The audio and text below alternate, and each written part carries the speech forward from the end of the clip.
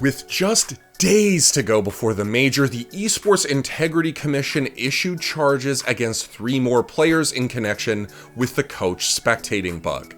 The decision's timing means that there are 3 teams attending the Antwerp major without a coach.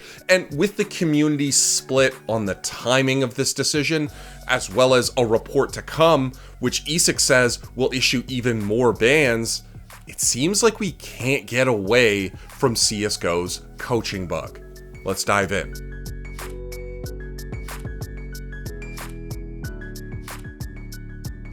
Hey guys, we're back at it again with another video about competitive integrity. If that's something that you enjoy seeing on Don't At Me, maybe like the video, subscribe to the channel, and ring the notification bell. We like keeping on top of this stuff, but we'd like to know how you feel about it too. So support the video, cheers. So if you haven't been following this story, I'm happy to get you up to speed quickly. In 2020, ESIC issued a ruling against 3 coaches, including Heroic's Hunden, and later expanded that to a total of 37 bans. These suspensions were all for a bug where a coach could essentially set up a static point of view somewhere on the map of their choosing. Once they were locked in there and the game had started, they couldn't move, but they could freely rotate the camera. It had to be set up intentionally, and the demo does actually record the coach's point of view, so by reviewing the demo, we can see precisely what the coach saw. Now, there's still the question of whether this info was actually given to the players on the team by that coach, and that's much harder to determine, but in ESIC's view, it doesn't matter too much whether the players knew for sure, because this clearly had the potential to damage competitive integrity. If you want to go deeper on this issue, we did a couple of Don't At Me episodes already about them, including the initial scandal and how things wrapped up at Heroic, so check those out if you want to go a bit deeper. The investigation was never finalized, and it's dragged on for a while. There are a couple reasons for that. The first is that as the investigation proceeded, and it was a pretty big investigation all told, more bugs were discovered. We talked about the static view, but there's also others, like one that lets you literally fly around the map like you have no clip enabled, and then another where you're sort of locked to a third-person view. Another issue is that ESIC, frankly, isn't loaded down with resources.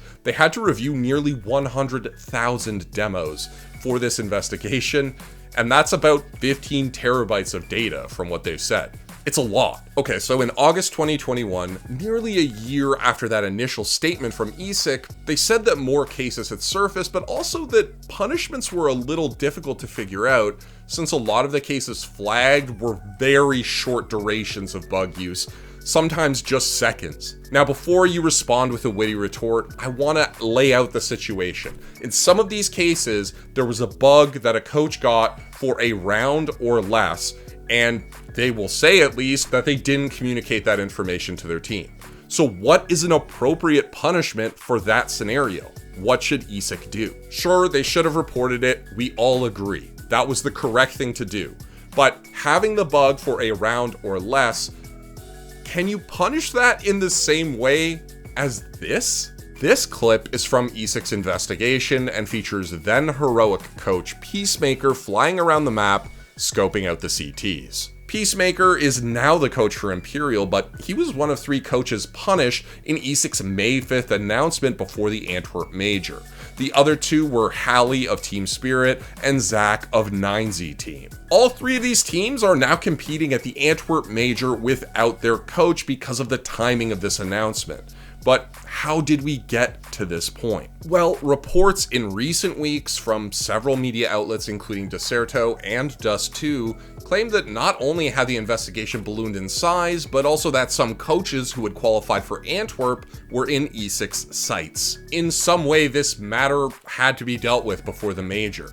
So Peacemaker, Hallie, and Zach were suspended provisionally, and that May 5th announcement says there's more to come. They also say that there's a 4th coach at the major that is also involved in the investigation, but that their offenses are nowhere near as serious as the 3 who were suspended provisionally. So that brings us back to punishment. Now, ESIC's view is that it doesn't have to prove that the coach gave the info to the players, because they're exploiting a bug that has the potential to affect competitive integrity. That in itself is an offense. It doesn't have to prove that players knew that the coach was using the bug. Now, ESIC's May 5th announcement says that the investigation is being finalized and also that more punishments are forthcoming soon.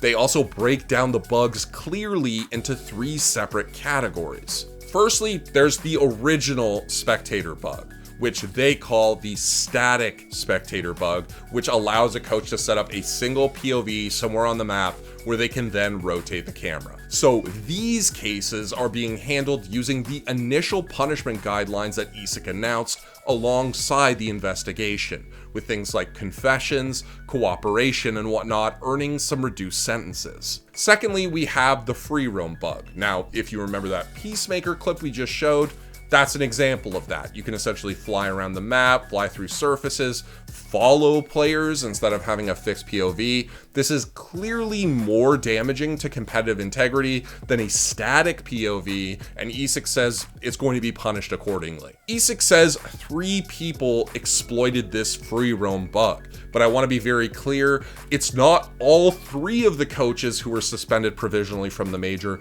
just Peacemaker, who is accused of using the free roam bug. The other 2 are accused of using the static bug. The last one is called the third person bug. According to ESIC, this bug affected 47 participants across 97 incidents and, quote, appeared to be triggered by a server software issue on 2 particular CSGO tournament platforms. The third-person spectator bug allowed the affected participant to observe the game from a locked third-person view of the team's players. The affected participant was able to cycle between players, altering their viewpoint accordingly. Further, the affected participant was able to manipulate their viewport around the player's axis in a 360-degree range of motion. The bug appeared to resolve itself at the end of a round, and in many cases, coaches simply disconnected and reconnected, which resolved the issue. Having said that, this means that this bug affected participants for typically 1 round or less. It affected more participants than the free roam bug, but was substantially less common than the static spectator bug, which of course had to be set up intentionally. Now, ESIC's view isn't that this bug should be ignored, far from it.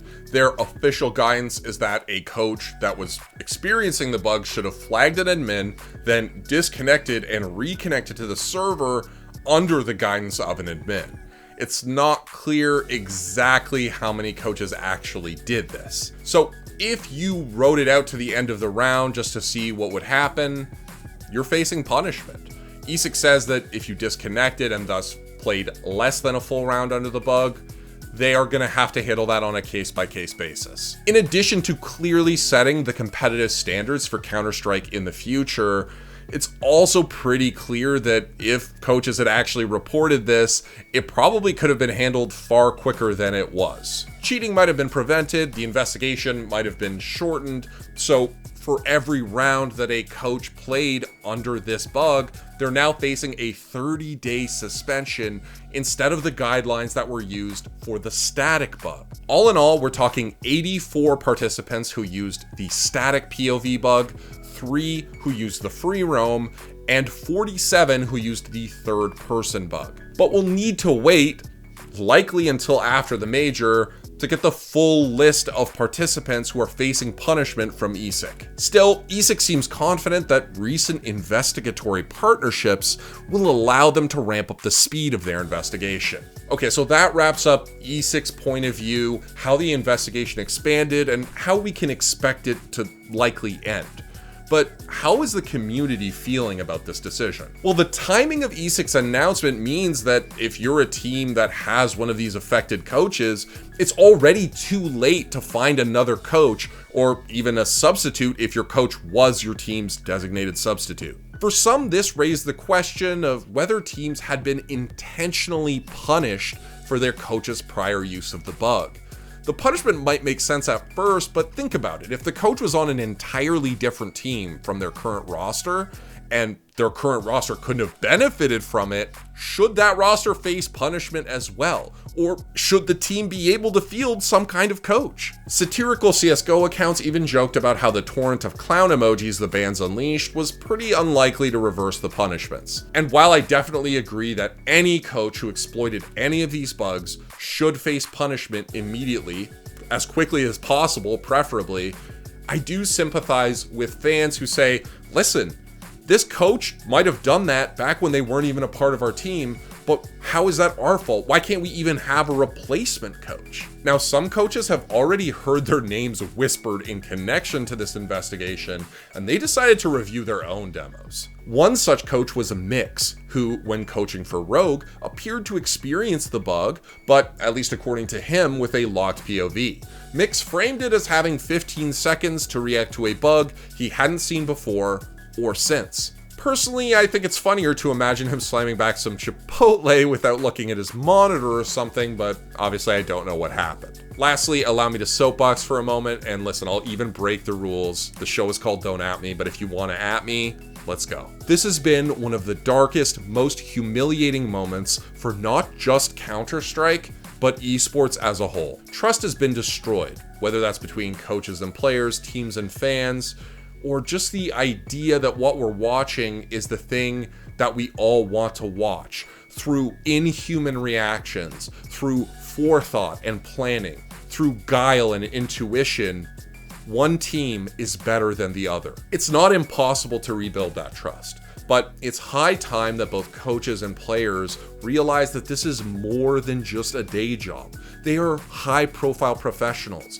Their actions affect not just their own livelihoods, but those of their colleagues, those of their entire esport, and frankly, the esports industry as a whole. If you want us to believe that you care about esports beyond its potential to make your bank account balance go up, please do better.